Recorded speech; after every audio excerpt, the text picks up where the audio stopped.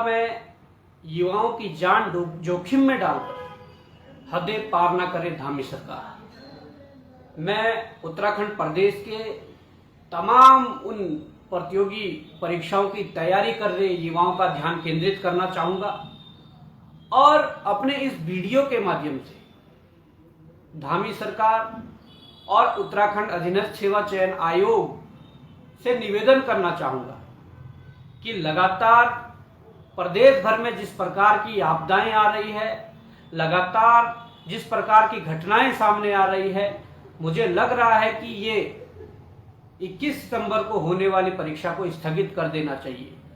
और इसके लिए ये पहला प्रयास नहीं है। मैं पूर्व में भी कुछ दिन पूर्व आयोग के अध्यक्ष से फोन पर वार्ता करके मैं बता चुका हूं कि ऐसी घड़ी में बिल्कुल भी आयोग को मनमानी नहीं करनी चाहिए। ये वो दिन होता है जिस दिन महीनों भर सालों भर की तपस्या जो एक युवा की होती है, एक छात्र की होती है, एक प्रतियोगी परीक्षा की तैयारी करने वाले छात्र की होती है, ये वो दिन है कि जिस दिन उस तपस्या का फल उन्हें मिलता है। परंतु अगर इस स्थिति में परीक्षा करवाने की आप मनमानी कर रहे हैं, सरकार इसमें कोई संज्ञान नहीं लेना चाह रही है, तो मैं समझता हूं कि ये आयोग की मूर्खता है, उत्तराखंड सरकार की मूर्खता है। मैं कल आपदाग्रस्त क्षेत्रों में था। देहरादून से महज 12 से 13 किलोमीटर तक जहां तुम्हारा पटवारी नहीं पहुंच पा रहा है, जहां तुम्हारे प्रशासन नहीं पहुंच पा रहा है, वहां से तुम उम्मीद करोगे कि छात्र कैसे परीक्षा देने आएंगे। ये दोहरा मापदंड क्यों? आपने गढ़वाल से लेकर कुमाऊं तक अनेकों पहाड़ी जिलों के साथ साथ मैदानी जिलों के हाल देख लिए हैं कि कितना बड़ा नुकसान हुआ है। जो प्रतियोगी परीक्षा तैयारी करने वाले अभ्यर्थी या उनका परिवार जो इस आपदा की घड़ी में, आपदा के प्रकोप में, आपदा के चपेट में आया है, उन लोगों की मानसिक स्थिति क्या होगी, क्या आप इस बात को जान सकते हैं? दूसरी बात कि जब आपके देहरादून के महज 10 से 12 किलोमीटर तक व्यवस्थाएं नहीं बना पा रहे हैं, तो आप पहाड़ी जिलों से लेकर मैदानी जिलों के जहां बड़ा नुकसान हुआ है वहां की तो आप बात छोड़ दीजिए। इसलिए ये विशेष निवेदन है कि आप इस परीक्षा को स्थगित करिए। इसके अलावा कुछ लोगों के 2-3 दिन से फोन भी आ रहे हैं कि जो परीक्षा केंद्र है या जो परीक्षार्थी जो बैठे हैं, उसमें एक शिकायत आ रही है कि जिस क्रम में उन लोगों ने अप्लाई किया है फॉर्म, उस क्रम में ही रोल नंबर मिल रहे हैं, उस क्रम में ही सीटिंग अरेंजमेंट मिल रहा है। अगर इस प्रकार की चीजें आ रही है तो मैं आयोग के संज्ञान में डालना चाहूंगा। आपके पास सबके एडमिट कार्ड है, आप आवेदन करते समय जो रजिस्ट्रेशन है नंबर है उसको देखिएगा, और अब जो आवंटित जो सीटिंग अरेंजमेंट हुआ है आप उसके भी देखिएगा क्या वास्तव में इस प्रकार की चीजें आ रही है। और अगर इस प्रकार की चीजें आ रही है तो ये गंभीर मामला है। इसके अलावा कुछ और जो चीजें हैं वो मैं व्यक्तिगत तौर पे आज एसटीएफ के एसएसपी को कॉल करके उस चीज का संज्ञान उनके संज्ञान में डालूंगा, कुछ तथ्य भी दूंगा जिस प्रकार की चीजें आ रही है। ये बड़े गंभीर मामले हैं। इसके अलावा मैं यही कहना चाहूंगा कि उत्तराखंड बेरोजगार संघ भी लगातार इस पर कहीं ना कहीं पूरी तरीके से लगा हुआ है। वो आयोग के सचिव से लेकर प्रदेश के मुख्य सचिव से लेकर तमाम जगहों पर मिल गए हैं। इस पे कुछ व्यक्तिगत तौर पर कोचिंग संस्थान के लोग, कुछ युवा व्यक्तिगत तौर पर लगे हैं और वो मुख्यमंत्री जी से भी जिन्होंने मुलाकात की है।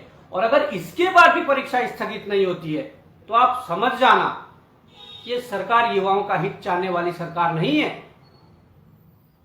आज ये प्रश्न फिर खड़ा होता है कि बॉबी पवार आज बेरोजगार संघ से राजनीति की तरफ गया। ये बिल्कुल जायज प्रश्न और उस प्रश्न का जवाब ये है, आज अगर बॉबी पवार उस कुर्सी पे होता वो युवाओं की पीड़ा समझ सकता है, और युवाओं की पीड़ा समझते हुए बॉबी पवार उस कुर्सी पर बैठकर ये डिसीजन लेता कि इस परीक्षा को स्थगित करना ही प्रदेश हित में है, छात्र हित में है।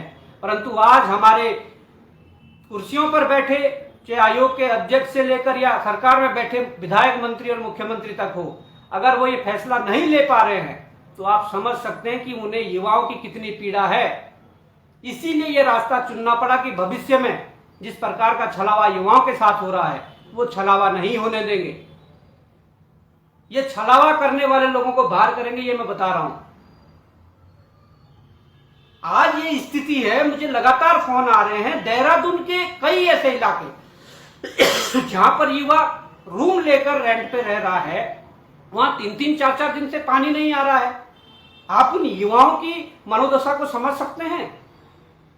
जिस युवा के कमरे में 3-4 दिन से पीने का पानी तक नहीं आ रहा है, वो युवा क्या परीक्षा देगा इस आपदा की घड़ी में? या तो सरकार इतनी संवेदनशील हो कि वो जाएं और युवाओं के लिए या उनके लिए सारी व्यवस्थाएं मुहैया करवाएं। वो तो सारी चीजें हैं नहीं। जिन लोगों को पार्षद चुना गया है वो तक वहां समाज के काम नहीं आ रहे हैं, अपने वार्ड के काम नहीं आ रहे हैं। देहरादून के मेयर जी सोए हुए हैं, मुख्यमंत्री जी सोए हुए हैं।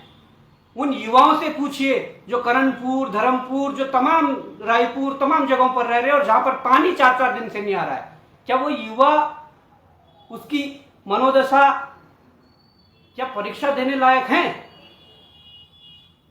21 तारीख की परीक्षा को स्थगित करना ही प्रदेश हित में है, छात्र हित में है। इस बात को मैं कह रहा हूं और हमारे तमाम साथी कह रहे हैं। मुख्यमंत्री के ये बात संज्ञान में है, आयोग के अध्यक्ष के बात संज्ञान में है। मुख्यमंत्री के संज्ञान में होने के बावजूद अगर परीक्षा होती है तो निश्चित ही इसका खामियाजा उत्तराखंड सरकार को, इस भाजपा को भुगतना पड़ेगा और युवा बड़े करारे तरीके से जवाब देगा। पहले कई ट्रेलर दे चुके हैं। तो मैं यही कहना चाहूंगा, आप इसको स्थगित करिए और जो चीजें हमारे पास कुछ आई है एसटीएफ, एसएसपी से बात करेंगे और उस संबंध में भी कुछ होगा तो निश्चित ही इसको